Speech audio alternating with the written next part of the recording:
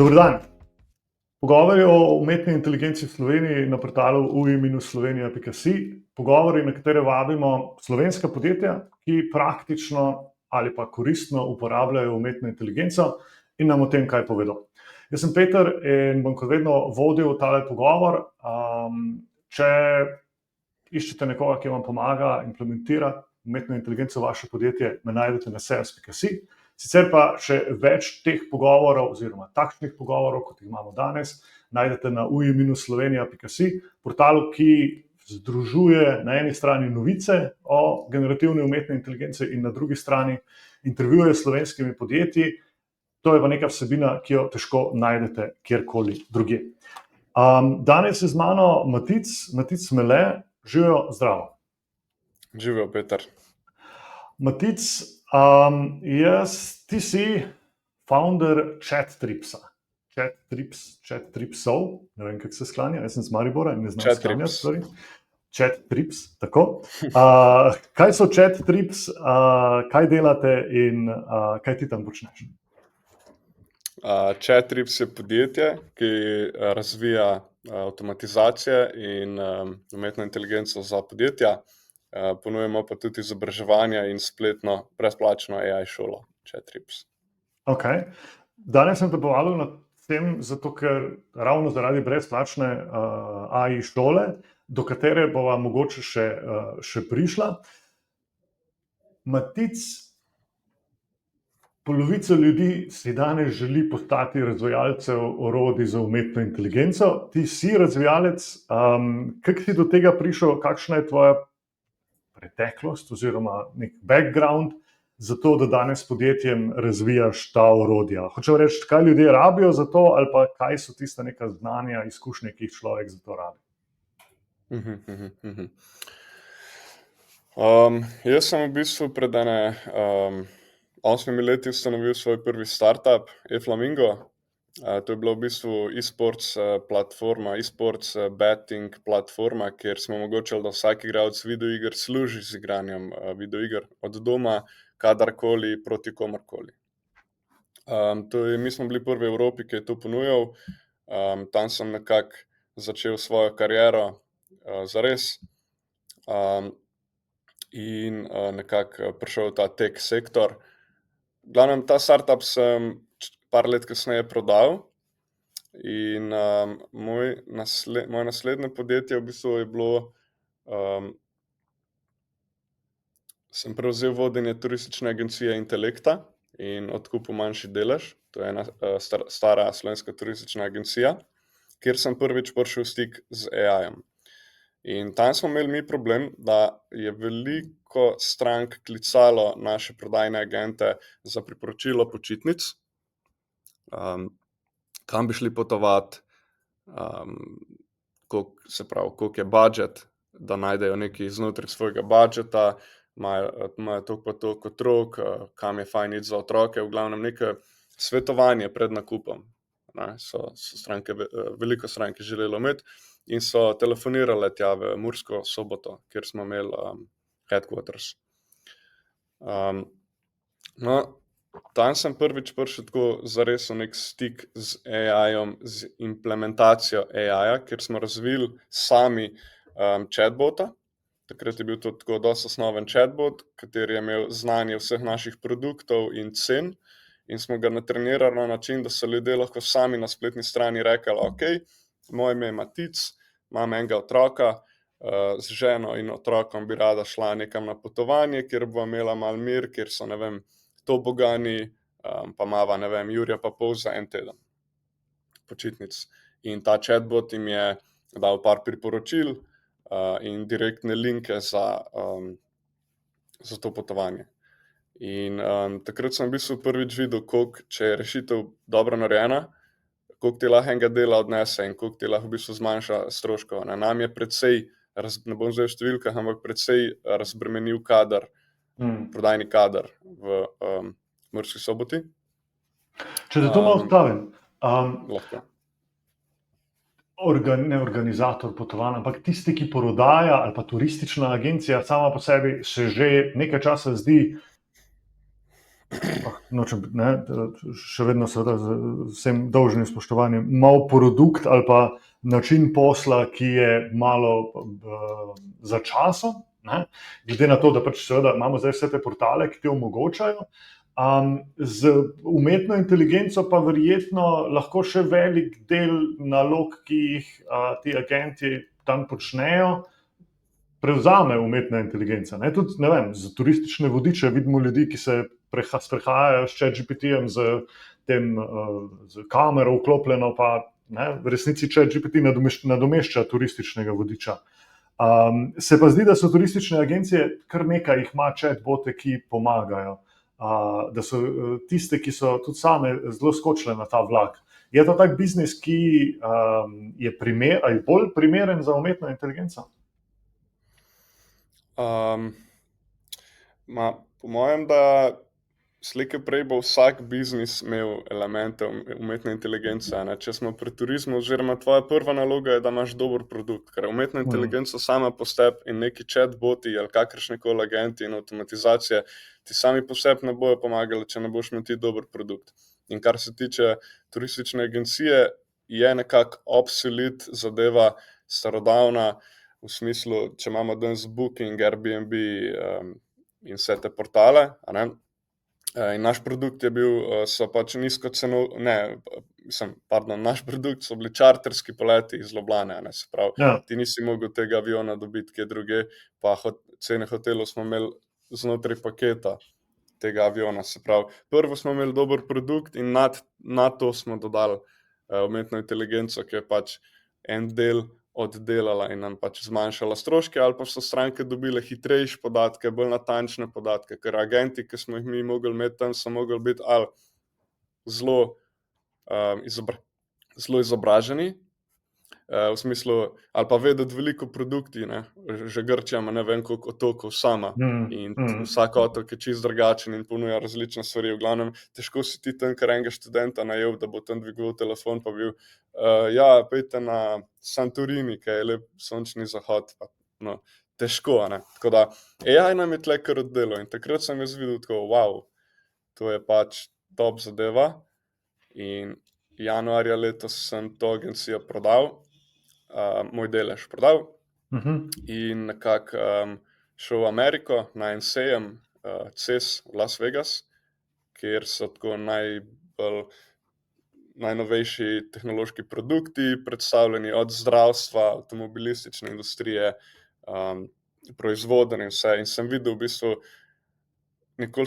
niti sanjalo se mi ni od tukaj, kje vse že AI je in na kakšne vse načine se uporablja, ne govorim zdaj samo o chatbotih, ampak.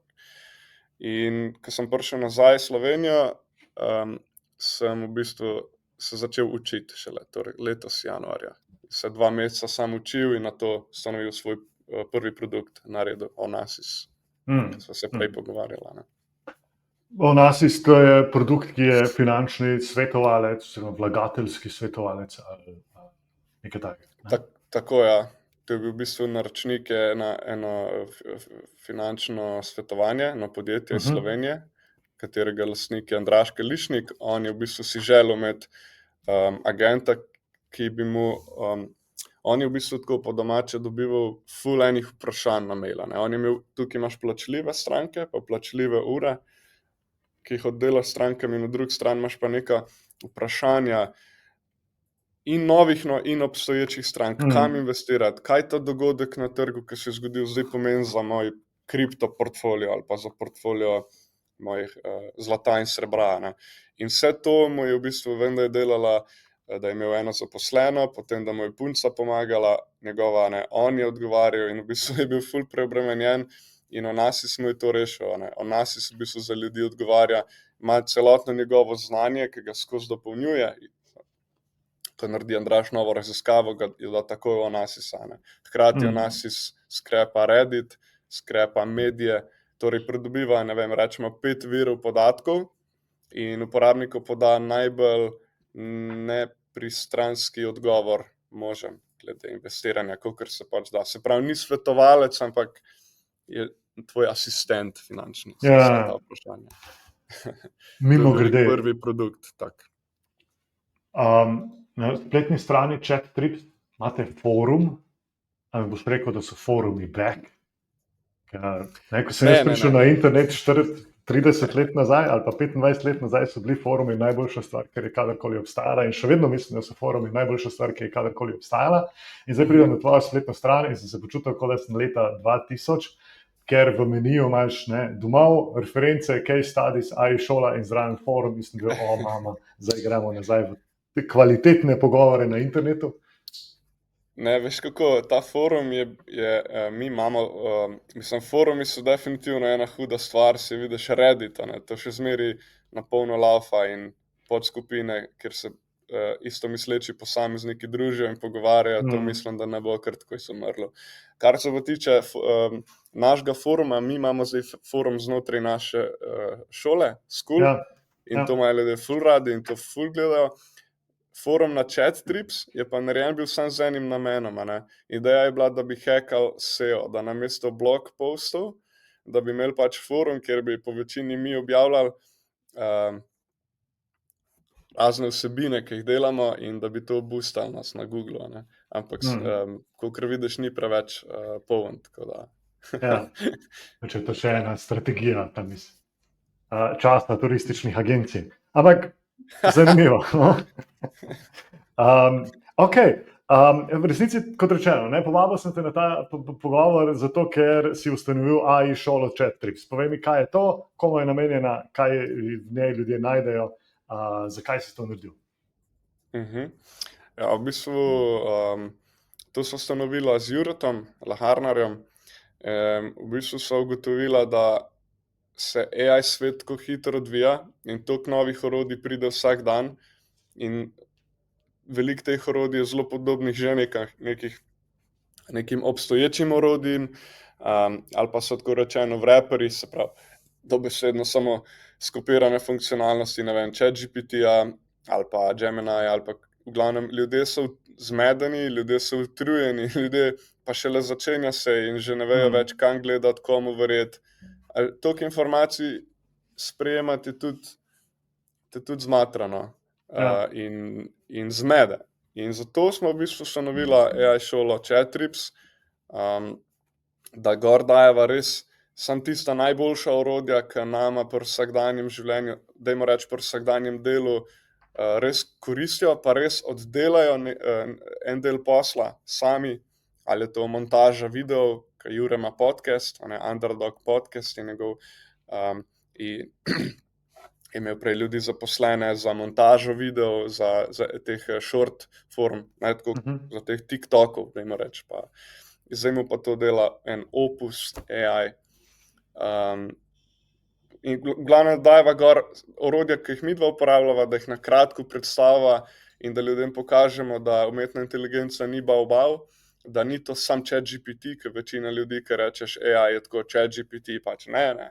AI ni ChatGPT, AI je nov internet in ti lahko, ki reče nekdo, da dela v AI-ju, je tako meni, da bi rekel, delam na internetu.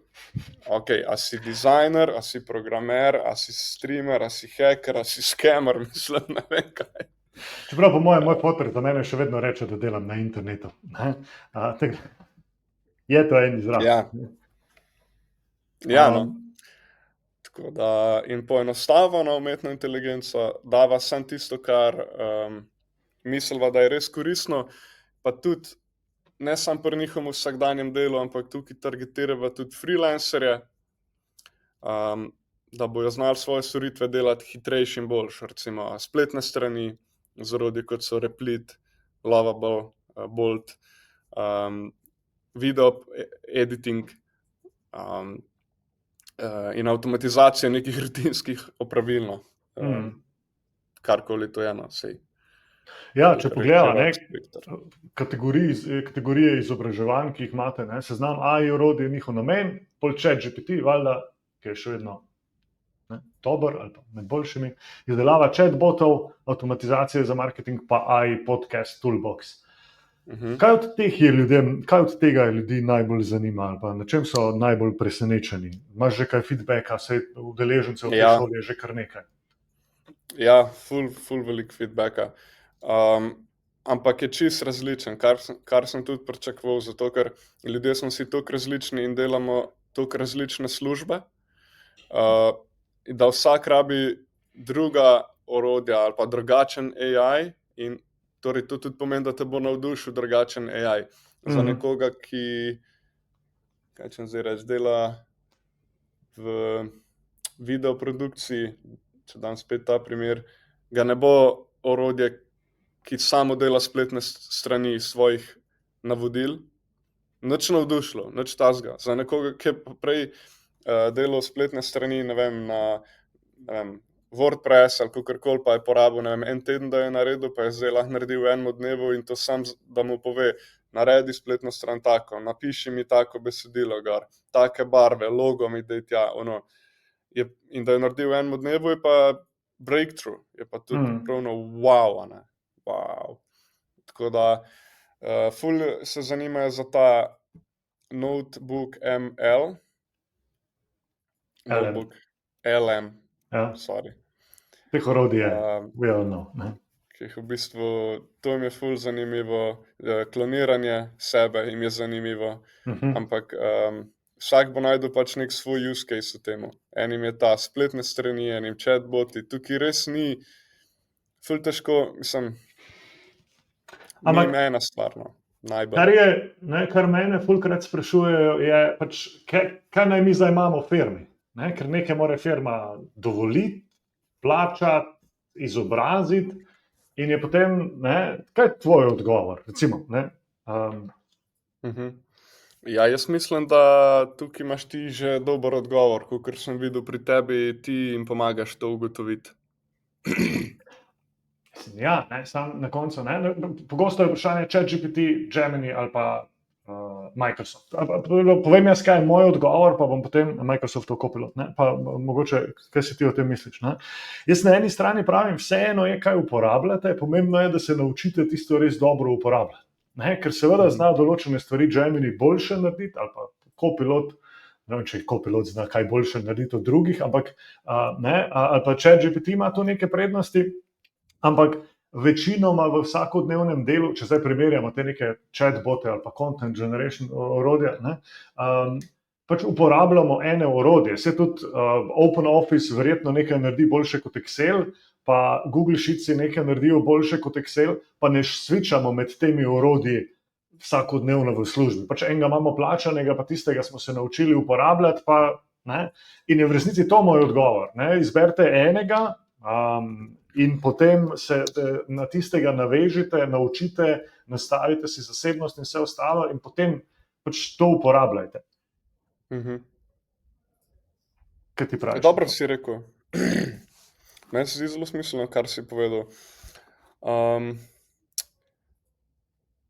Ja, jaz pa zdaj imam dva tipa strank.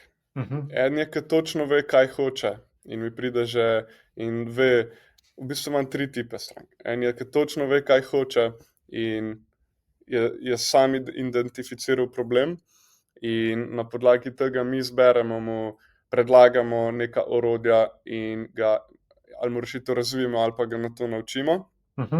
Potem imamo stranko, ki hoče avtomatizirati proces, ki ga niti ročno še ne dela, ne? Pazi to.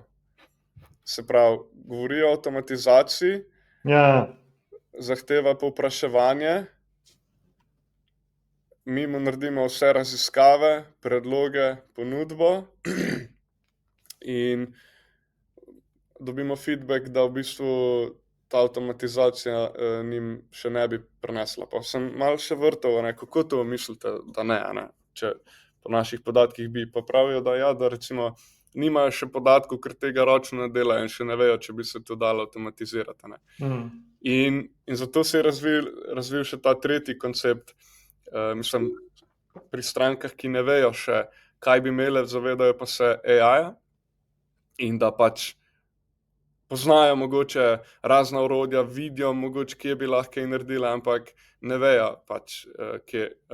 No, tistim pa pomagamo najti, v bistvu analiziramo njihov proces dela, nas najamemo, jih izprašamo, spremljamo njihovo delo, in na podlagi tega damo predloge, kakšne rešitve pa katera orodja. In ne govorimo vedno tukaj o custom razvoju. Imeli smo primer, ki je stranka hotela imeti custom agenta za lastno interno uporabo. Ok, tukaj govorimo o custom rešitvi, to pač je drago.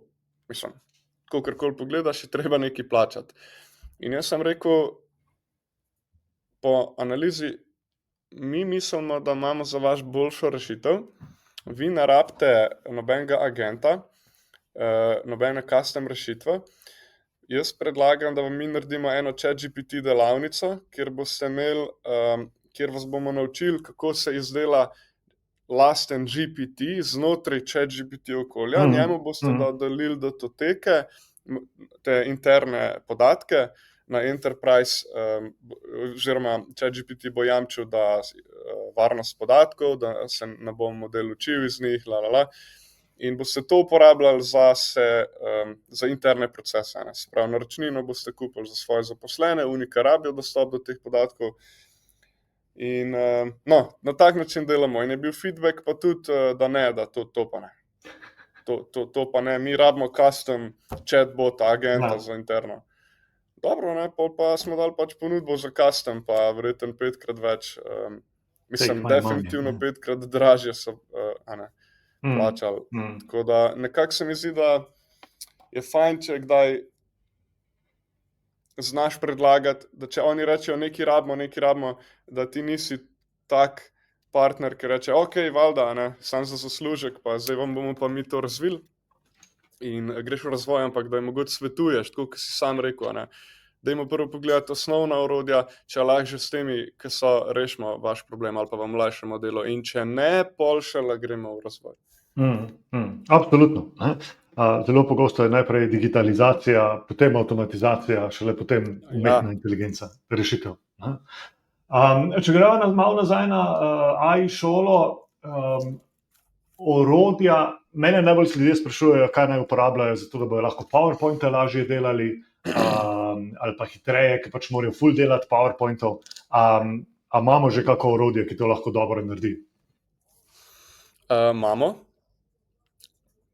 Zdaj tako, eno orodje, zanimivo, mislim, ni glih nadomestilo za PowerPoint, je pa zelo hitro ti iz tvojega nekega inputa ali pa iz nekih tvojih dokumentov, iz katerih boš ti pripravil PowerPoint, ti on lahko generira prezentacijo. Še z voiceoverjem, in to je Notebook LM. Da mu daš potem, ko mu vneseš neke file, neko znanje, neke zahteve, ti on zelo hitro zgenerira prezentacijo, ki je zelo kvalitetna, še ima voiceover, video ti naredi, vendar je problem, da tega zaenkrat ne moreš editati in ne moreš custom designati, ne moreš dati usluge svoje blagovne znamke.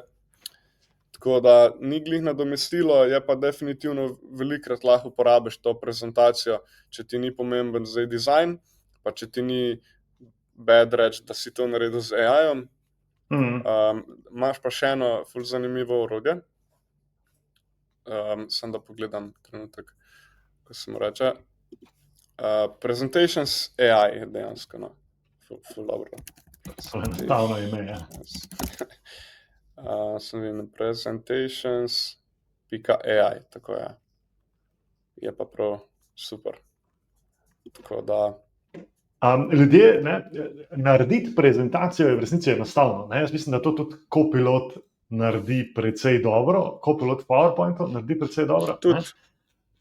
Generalno si ljudje hočejo, in tu zna umetna inteligenca zelo pogosto failati, urejati dokumente.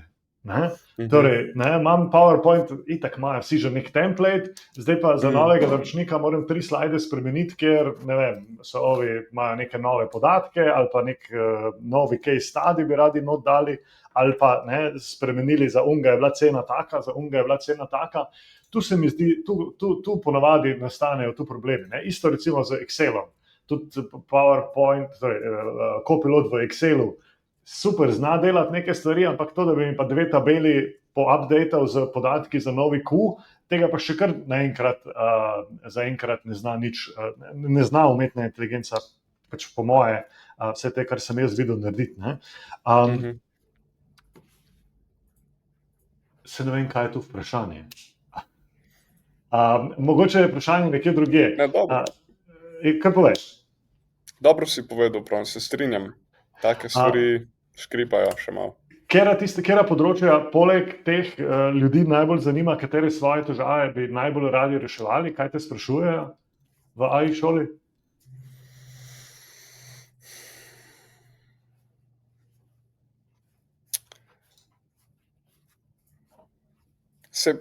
Se pravi, mislim, tako čisto mešana so od nekih, ko bi rekel, fizičnih, praktičnih del, nekih interior dizajnerjev,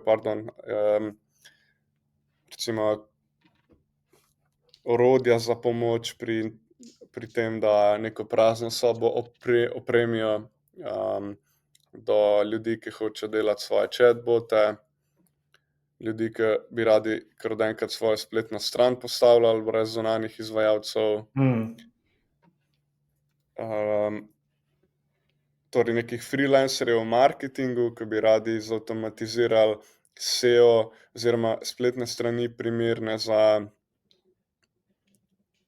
torej, da bi lažje kvalificirali stranke, da bi naredili agenta, ki pregleduje hitrost strani, nalaganje vsebin in podobno. Tako ne bi si mogel misliti, da je toliko različnih use caseov, da jih je težko kategorizirati. Mislim, lahko rečem, eni, ki hočejo chatbota, eni, ki hočejo to, ampak vsak si zamisli neko svojo verzijo neke rešitve in pol sprašujejo, a to obstaja, ali pa se ustvarja neko povpraševanje iz tega. Ali lahko kdo naredi, a mi znate to narediti, a mi znate to pomagati.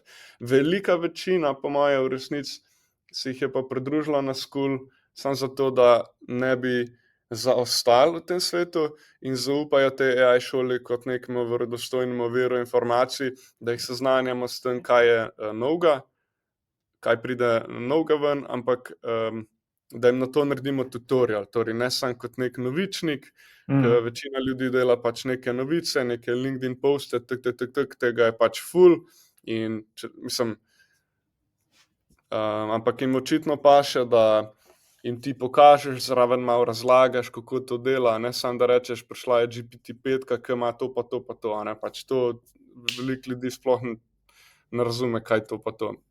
Če vzameš malo časa za njih, to cenijo ljudje in pokažeš jim, odpreš, lejte, to pomeni fast generation je to, thinking je to, mislim, da malo poklikaš za njih, pa malo napišeš, jih naučiš mogoče, kako pisati navodila, ker recimo ena pozitivna stvar ChatGPT-ja se mi zdi, da vsakmu človeku vzbuja malo tega liderja, ker to je dejansko tako, kot da bi imel enega tvojega zaposlenega, enega študenta.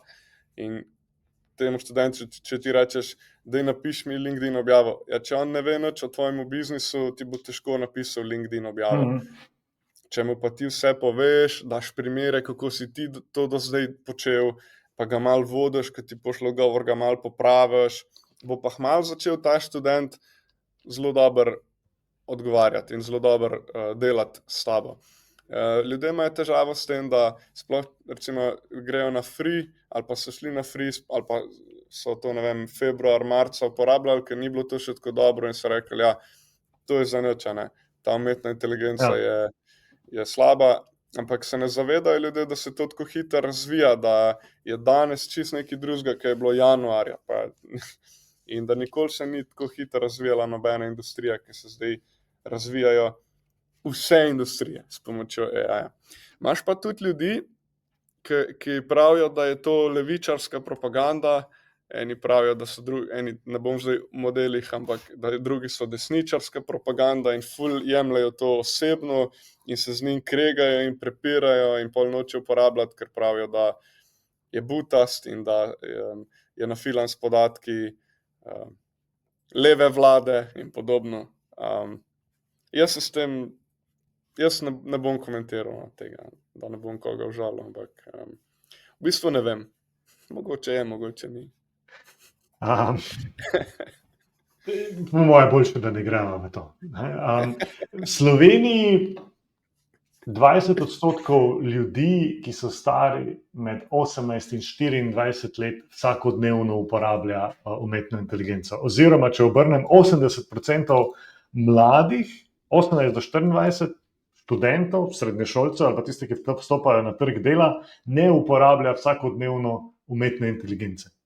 To je recimo v primerjavi z nekimi drugimi, seveda, ne, z nekimi najboljšimi državami. To so raziskava Mediana iz julija 2025. Ne. V primerjavi z tujino so te odstotki drugje izjemno veliki. Očitno potrebujemo portale, kot je tvoj oziroma vajin, ki bo ljudi naučil uporabo umetne inteligence. Nekaj precej država tudi spodbuja izobraževanja. Imeli smo en velik razpis, kjer je veliko nekih brezplačnih izobraževanj, ki se zdaj na zanimive načine izvajajo, bilo razdeljenih, če temu tako rečem. Kako bomo poskrbeli, da bodo ljudje sploh uporabljali to tehnologijo, pa kako bomo poskrbeli, da jo bodo dobro uporabljali? Ker tako si rekel, brezplačen chat GPT, ko mu daš eno navodilo, bo naredil slabo, če imaš pa petko, pa mogoče še plačano verzijo, pa narediš en projekt, so to svetove razlike. Kaj bomo tu vse delali, da nam bo to dobro, da nam bo tako širjenje boljše šlo?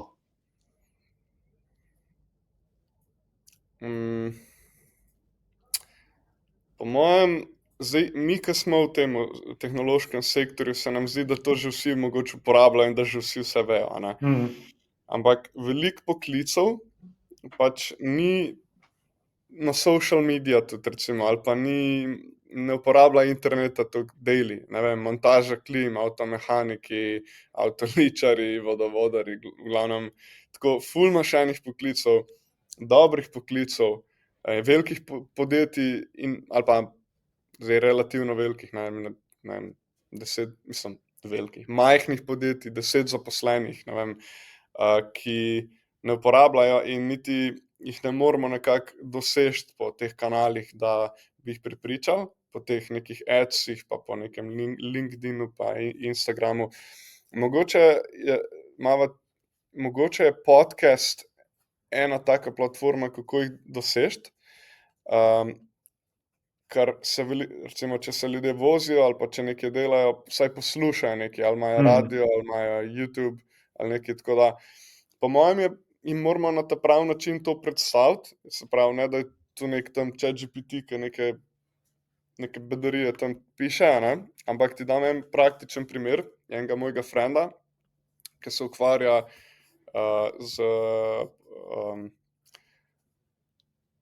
v bistvu je električar, ampak za hobi pa se pa ukvarja z avti. Ima dva svoja avta, ki jih stalno nekaj šraufa in predeluje in menjuje motorje, vzpuhe, vse sorte. No, in to ni bilo dolgo nazaj, to je bilo 14 dni nazaj. Sva midva sedela na enem piru, sva šla zvečer in reče: "Ej, Mele, poslušaj, jaz sem zdaj tule tole eno aplikacijo, ta ChatGPT, sem mu pokazal, kaj delam, pa sem ga nekaj vprašal, vse mi je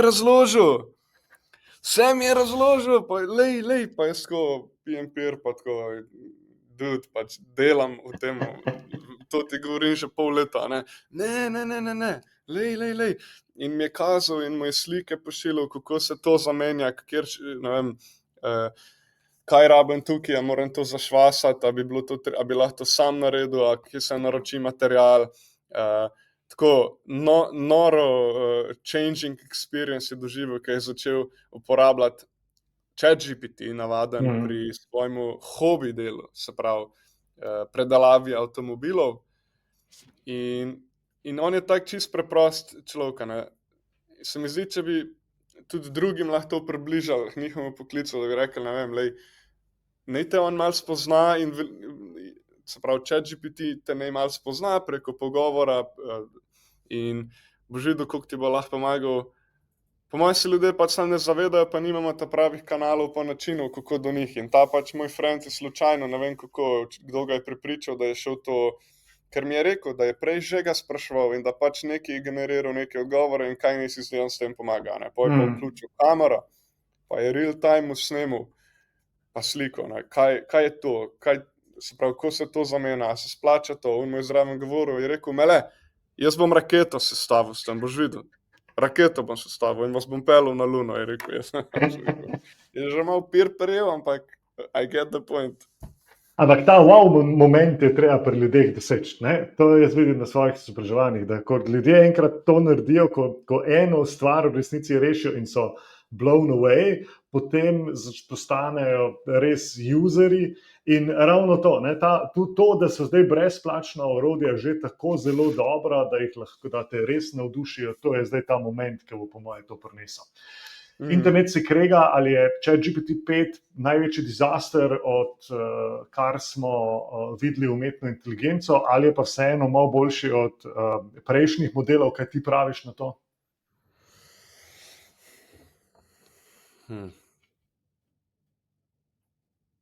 Mene ni neki navdušeno. Meni se zdi, mislim, ja, no. Tebe je? Ful. Jaz vidim, da mi stvari dela na enak način, kot mi jih je delala štirka. Ti neki projekti ali pa custom GPT, ki imamo oboje v resnici narejeno, ki si pač natrenirani na mojih, ki sem jih dal moje podatke, ti znajo še vedno dovolj dobro ali pa enako dobro odgovarjati. In se mi zdi, da je zdaj, od tega, kaj zdaj dela, do naslednjega koraka, do 20% boljše, bom težko zaznal, kaj je v resnici boljše. Zdaj v nekih fringe primerih verjetno ga lahko testiraš, ampak to, da meni naredi ponudbo ali pa načrt izobraževanja ali pa odgovarja na maile, to je enako dober kot prej in se ne pritožujem, da je zdaj vse razpadlo.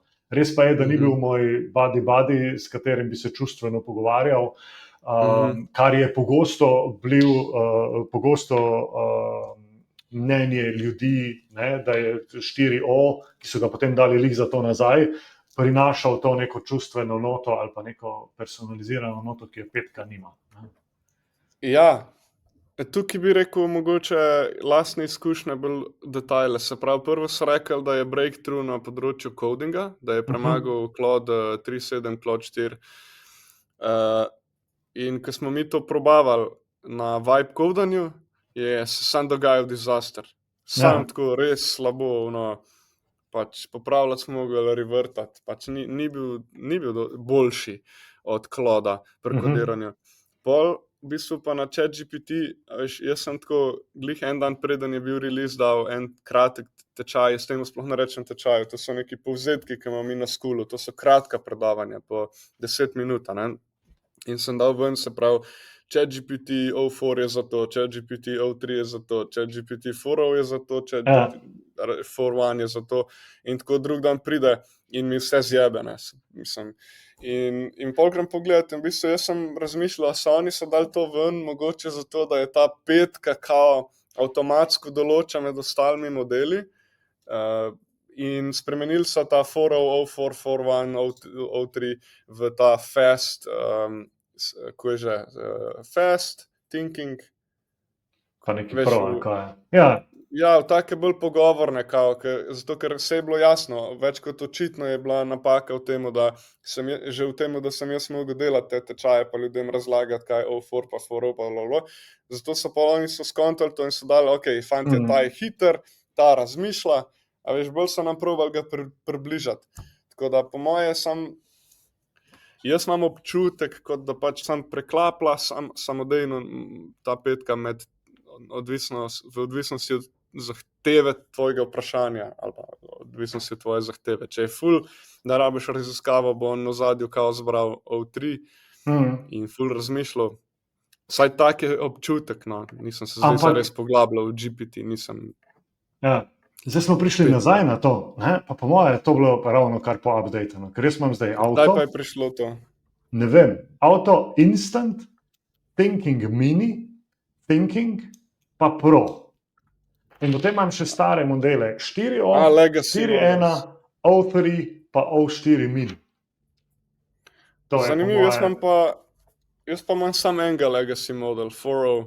Ja, Jaz ti pa novi sploh nimam- legacy so, to jih danes prvič vem, po mojem. Jaz imam Teams paket, no. A ja, Nisem videl niti nobenega updata. V glavnem, zdaj smo nazaj na tem, da imamo 7 modelov, med katerimi je treba izbirati in lahko greš še pol so enkrat moje video predavanja spet aktualne. posneti. Res je, ne. Kam gre naprej šola umetne inteligence, kaj čez 3 leta, kako bo to izgledalo, kaj je tvoja vizija?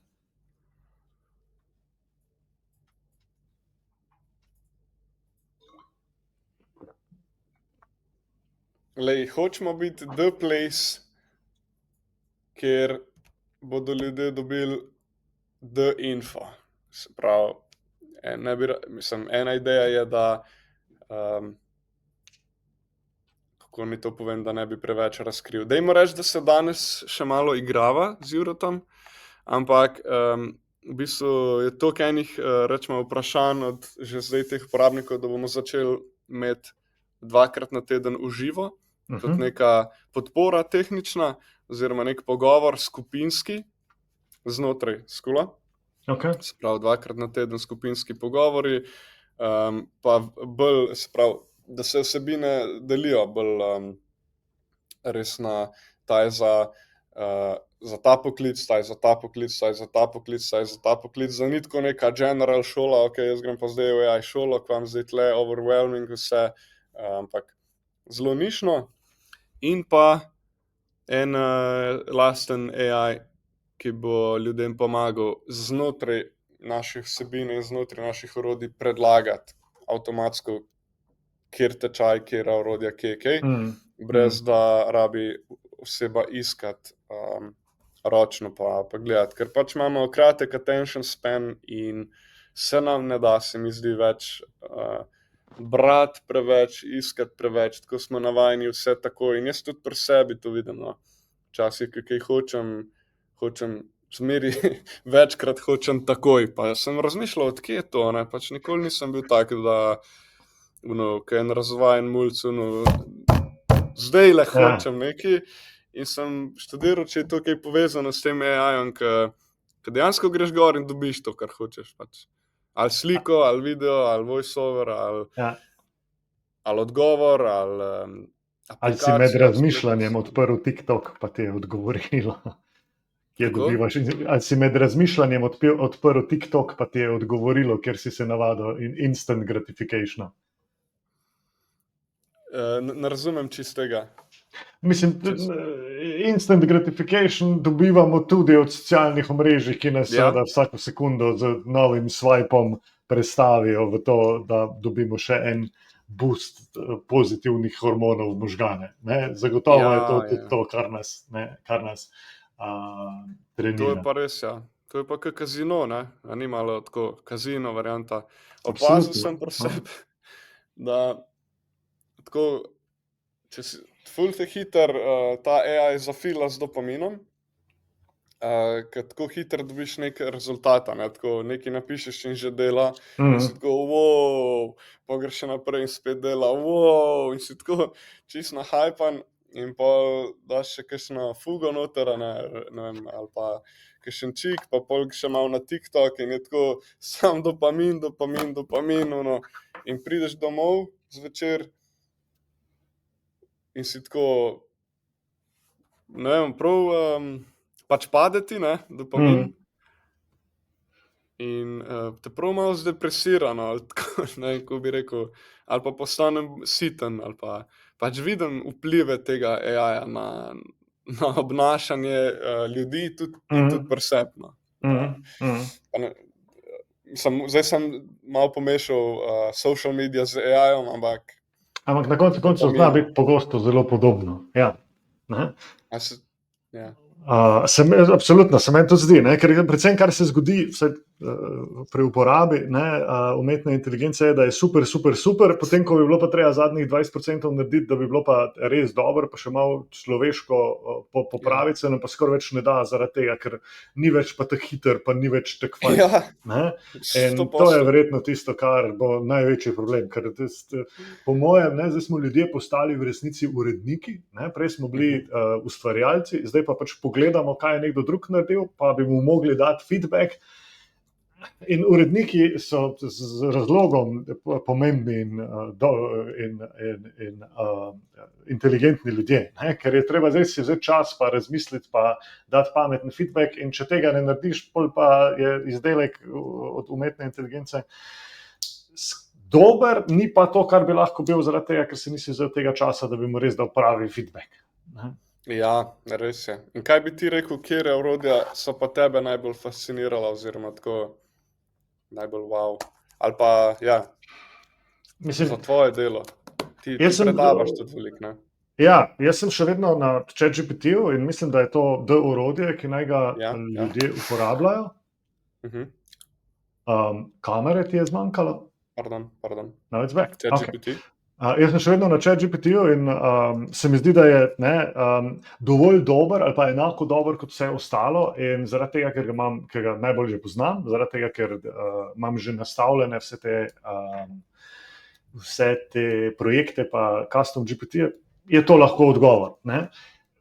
Za corporate uporabo, kar so pogosto moji naročniki, je pa zagotovo bo po moje Copilot odgovor na stvari. Na to vsakodnevno pisarniško delo, kjer jaz ne rabim ustaviti svojega procesa, vzeti nekaj iz Worda ven, odpreti ChatGPT, prelepiti, dobiti rezultat, prelepiti nazaj Word, ampak lahko kar v Wordu označim Copilota in naredim s Copilotom, bo pa po moje to, tudi če ni ravno 100% tako dober. Ja. Ker si omenil ChatGPT, pol si pa rekel, omenil še Copilota. Deva eno vprašanje odpreti glede security-ja. In sicer meni ne gre v glavo ena stvar. Recimo Copilot velja za enterprise full take, se pravi, Copilot za podjetja velja kot full zaupljiv vir, ki ga imajo znotraj svojega okolja. Ampak, ko bi rekel, zakaj, se pravi, to je od Microsofta, sploh ne vem, kako bi formuliral vprašanje. Se pravi, če mi ne zaupamo Copilotu, da je safe za kakršnekoli vprašanja znotraj našega podjetja v zvezi z našim podjetjem, če mi njemu ne zaupamo, potem ne bi smeli zaupati niti Word datoteki, ki jo imamo v OneDrive-u, recimo. Ker to je tudi na cloudu od Microsofta.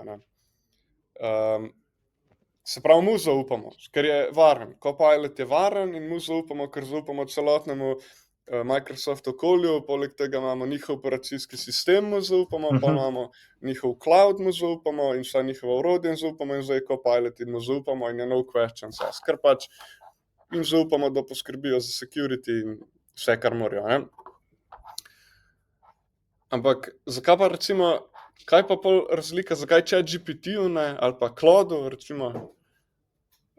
Mislim, to je zelo dobro vprašanje, in zelo pogosto se z IT-jevci o tem pogovarjamo in oni rečejo, pač Copilot je edini varen. Prvi odgovor je, pač mi smo zdaj, podjetja so prisiljena v to, da verjamejo, da je cloud da verjamejo, da je AI in da bodo vsa ta podjetja se pač držala vsega tega, kar so se dogovorila. Ker druge pač ni. In zdaj, če gremo v to neko varnostno razpravo, je tu na koncu zelo pogosto odgovor, da podjetja rečejo, mi temu ne verjamemo. Slovensko sodstvo uporablja pač Open Office zato, da ne uporabljajo Microsoftovega stvari, zato, da točno vejo, da so stvari lokalno tam, tako je treba. In marsikdo ima neke ERP-je lokalno pri sebi ali pa e-mail serverje lokalno pri sebi, malo zaradi stroškov, malo pa tudi zaradi zaupanja tem podatkom. Jaz vidim, da se tukaj ljudje ločujejo na 3 dele. Eni so oni, ki rečejo, Microsoft je itak najslabši od vsem, nikoli ne bomo njim nič zaupali, tudi Copilotu ne, komorkoli drugemu bomo, ne, to so pač Microsoft hateri, ali imajo prav ali ne, tudi Microsoft je v preteklosti imel težave. Potem so oni, ki rečejo, ja, Copilot je, ne, Microsoftu in mu zaupamo. Jaz mislim, da je nivo zaščite podatkov na Microsoft, pa jaz nisem strokovnjak za to, na Copilotu pa na ChatGPT-ju enak, tam pač, ne, ker je ta, corporate, moraš iti čez 17 pravnikov, ki ti poklukajo na kup vsakega novega orodja, in ker lahko Copilota enostavno kupijo s tem, ko grejo v Microsoftovega admina, pa tam poklukajo, pa ne rabijo iti skozi dodatna preverjanja, je to enostavneje za njih, kot uporabljati neka druga orodja. Zdaj, se pravi, gre za neko percepcijo, gre. V velikem delu so enako, kljub temu, da imajo enak security in so vse tri enako zanesljiva na paketih, kjer obljubljajo, da se model ne uči teh podatkov, ne shranjuje, bla, bla, bla. Mislim, da je razlika, pa spet nisem tukaj strokovnjak, da ti lahko pri Microsoftu določaš, v katere države pa na katere serverje grejo stvari. Serverje, v resnici server farme, lokacije farmer. Ja, ne?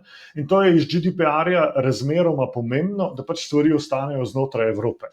Zdaj, spet tudi Copilot, integraciji Copilota imaš nekaj nivojev. Ne? Ta Copilot, ki ga dobiš preko Edgea, v resnici preko clouda, ni nikoli sicer self-hosted, ampak lahko še bolj natančno, in tukaj se moje razumevanje tega zaključi, ne, še bolj natančno nastaviš, kje točno se bo to dogajalo. In rečeš, v Stuttgartu bodo naši podatki ostali in imaš napisano, da bojo zavedno ostali samo v Stuttgartu in ne bodo šli v Ameriko. Ne, ker seveda nimamo več shielda, nimamo več, oziroma pač dodatne stvari bi moral rihtati. Tu je po moje odgovor. Ne, jaz pa mislim še vedno, da je ta integracija Copilotova v Office orodja, tudi če še ni popolna, bo toliko pomembna pri spremembi tega, kako bo poslovanje v pisarni delovalo, da je na koncu koncev vse to irelevantno in se mi zdi, da bo Microsoft lahko še vedno ta trg prevzel, tako ga je prevzel marsikje drugje. Kaj pa ti rečeš ljudem, ko te to vprašajo? Ne vem, mislim, mi imamo veliko enih raziskav, pa predelan ta nov AI akt evropski, ki se trudi Evropa postaviti nek benchmark za safety, pa skozi imamo pogovore s podjetji, kje se hranijo podatki, kam grejo podatki, a se hranijo podatki, a ne. In ne moram ti zdaj nekaj jasno povedati. Eni se dajo, pa razumejo, da eni pač nočejo stran od Microsofta in z njim je tudi težko narediti kakšno avtomatizacijo in kakšno drugo rešitev, ker pač bi uporabil za ta use case dober nek drug LLM, je potrebno, ne vem, še zmeraj lahko self-hostajo in hranijo podatke, a ne, to je pomembno ugotovitev, da ti lahko poveš podjetjem, ok, te podatki, ali da se ne bojo shranili, ali pa da se bojo hranili pri njim, ker če ti se pogovarjaš z enim LLM-jem in da on jamči z nekim, ne vem, Cloudom ali pa GPT-om in oni jamčijo, da se model ne uči in ne shranjuje teh podatkov, pol se ti lahko pogovarjaš z njimi, tudi če so oni v Ameriki, po GDPR-ju, ker grejo podatki ven, res je, da grejo ven, tam se obdelajo in se ti vrnejo in se ne hranijo. Tako da odvisno seveda, kakšni so podatki, ampak ja, generalno. Znati moraš razložiti, da pač kljub temu, da se ti pogovarjaš z nekim, da je to v Ameriki, serveri in procesori in vse ta hardware, ki to poganja, a ne, da se podatki tam ne bodo hranili in jih potem lahko uporabljajo te stvari. Ker to isto, da bi ti telefoniral v Ameriko in se pogovarjal, ne vem, o tvoji firmi in o občutljivih podatkih z nekom po, ne vem, WhatsAppu, ampak tu se ne hrani, pa ne snema, ne vem, kako bi razložil, ampak ne vem, odvisno je od policyja firme, vse moraš razložiti, vse moraš preiskati, a se hranijo, kje se hranijo, če se hranijo, a se model uči iz njih, ali se ne uči, in tako dalje. Tako da večja, ki je firma, bolj je kompleksno, kar se tega tiče. No. Ja, no, ampak res pa je, seveda, da so nas tehnična podjetja v zadnjih 30 letih veliko krat naplahtala in se je nekaj delalo, pa se potem ni delalo. Tako da je nek dodatna skepsa verjetno boljša kot slabša. Ne? Ja. To bo zdaj super način za zaključek tega pogovora o tem, kjer želimo uporabo umetne inteligence razširiti med Slovenci, da povečamo teh 44% na kaj večjega. Kako ljudje pridejo na tvojo navajeno brezplačno AI šolo? Lahko pridejo direkt iz podcasta, iz Underdog podcasta, kjer so imela epizodo, lahko pridejo preko spletne strani chatrips.si, lahko pa grejo na moj LinkedIn, Matic Mele, in imam kar par objav z linkom. Verjetno pa je tudi na search engineu, če napišeš AI šola Chatrips, no, jo kar vrže. Ja, boste pa mogli še malo vse to narediti, ker še niste na prvi strani. Tako, bomo pa tebe najeli, pa nam boš malo pomagal pri temu. Matic, hvala lepa, da si vzel čas za današnji pogovor. Jaz sem ful vesel, da imamo v Sloveniji platformo, ki bo ljudi brezplačno izobraževala o uporabi teh tehnologij, kajti seveda bolj kot bomo to uporabljali, pametno uporabljali in z primerno varnostjo in z razumevanjem to uporabljali, bolj bomo nasplošno na koncu vsi boljše delali in boljše živeli. To je pa to. Hvala lepa. Hvala, Peter, za povabilo. Res me je veselilo, da so se spoznala, pa good talk. Enako.